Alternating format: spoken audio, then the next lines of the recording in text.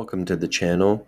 In today's video, we're going to go over a quick guide to Power BI, just kind of going over the basics and building a dashboard through Excel data. So once you're in Power BI, you can click Import Data from Excel.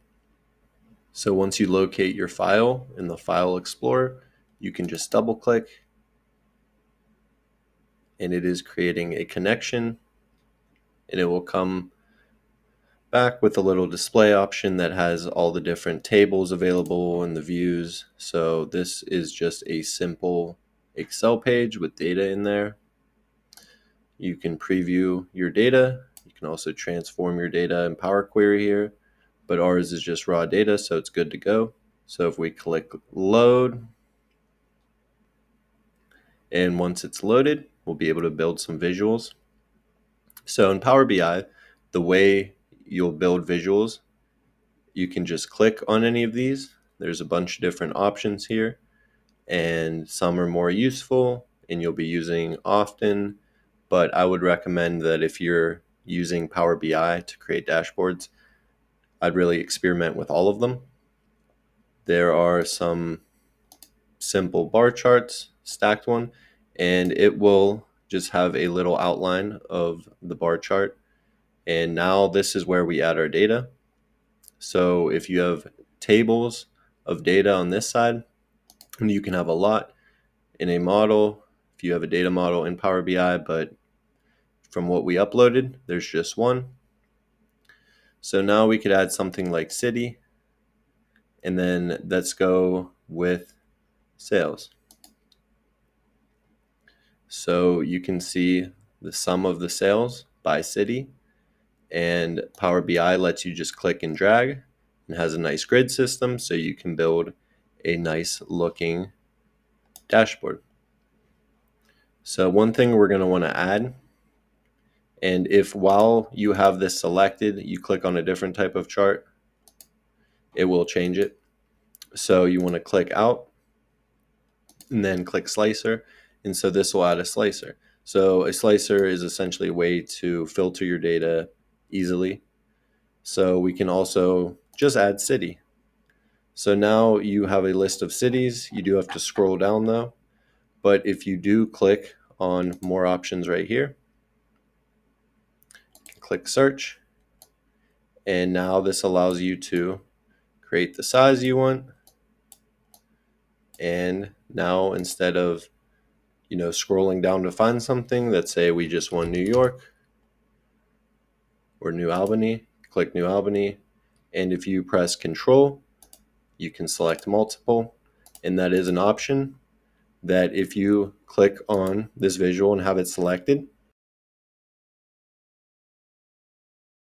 and you can go to like slicer settings, this will be whether it's vertical list, or you could have a drop down, or you could pick tile. So it's more of a different look. So you can do this depending on how you want your dashboard to look. In selection, so you can either have it single select or multi-select using Control or Command.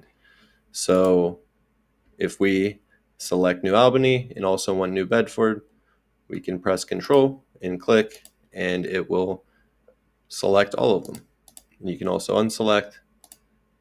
And so that's a quick way to put a slicer in with certain options, meaning you can drag and make these all different sizes. So New York City is selected, and say you want maybe an overview of orders. So we could also do another bar chart here. So you can also go in and change the headers by going into format, your y-axis, a title here. Right now they're on auto, but you could come in here and change it. It is auto formatted to be the sum of sales since that's what we selected. So back to this chart, we could do city, and we could also do order ID. but we aren't going to want all of these order IDs. So what we're actually going to want to do is if we right click order ID, we can create a new measure. And so we could do this measure, which we can also change the name here, but we'll do, this is the count of the order ID. And so if we click out of that, it is now saving this measure. So now, so instead of measure ID or order ID, we added this measure. You'll see that it will have the number of measures, but if you right click and rename, we could do amount of orders. So measures are a great way just to kind of aggregate or, put in a function similar to Excel. But you do have to reference the table and then the column that you want instead of Excel where you pick cells. And so another little formatting thing, since it's kind of hard to see, where one chart starts and ends, if you go to this little paintbrush, format your visual, you can go to general, and actually this will be effects in a visual border. You can just click that on.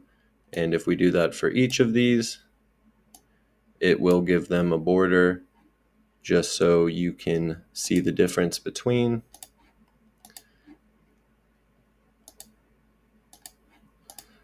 So now, we have borders and are able to tell the difference. You can also, change a lot of the elements with formatting, but we'll just get you started with creating a dashboard. So you can also create a map here, which this is a good one since we have, sales data and order data from cities. So what you're going to want to do is location, you can add city, and this is saying that map visuals are disabled. So let's go to File, Options and Settings. And so we will go down to Security here, in Map and Field Map Visuals, turn that on, click OK. Then we can try this again.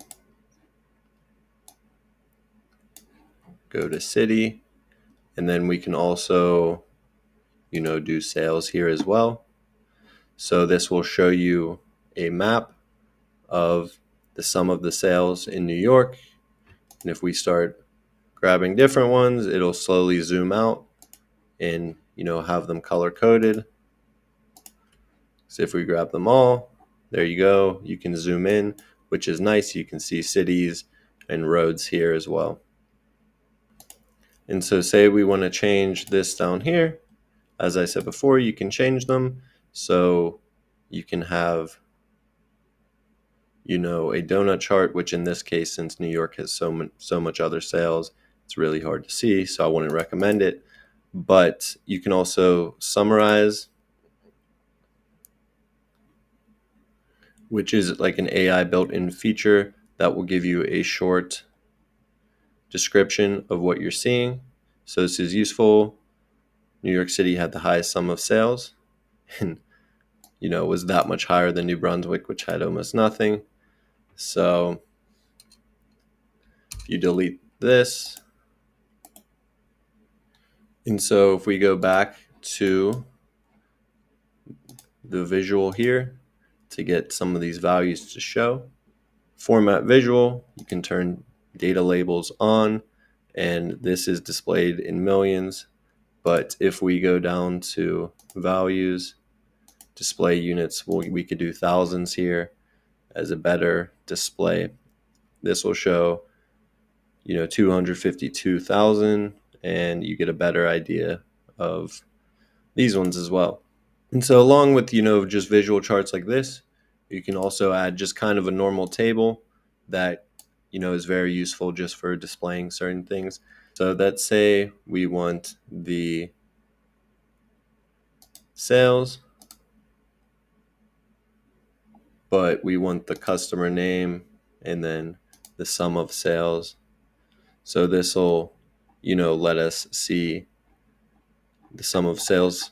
And also, if you click here to clear selections, this will go back to everything. But I do recommend having, some slicers. We could add another slicer right here. We do want to change this back to a table with sales. Then we want to make sure we click off of this.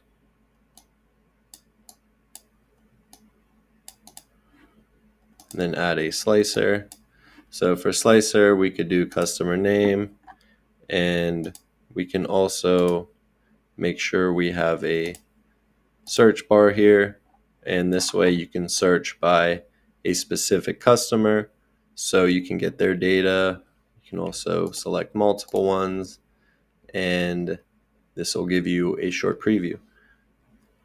And this was just a quick intro to Power BI, how you can get an Excel file into it. There's a lot of other ways to get data into them, but just choosing Excel files is probably the easiest. And since it is a Microsoft product, they cross over very well. The dashboards in Power BI are much nicer than dashboards in Excel, way easier to make, and will give you, a better overview of your data quickly. If you'd like to see more Power BI tutorials, please leave a comment below. And if you enjoyed the video, remember to like and subscribe. And thanks for watching.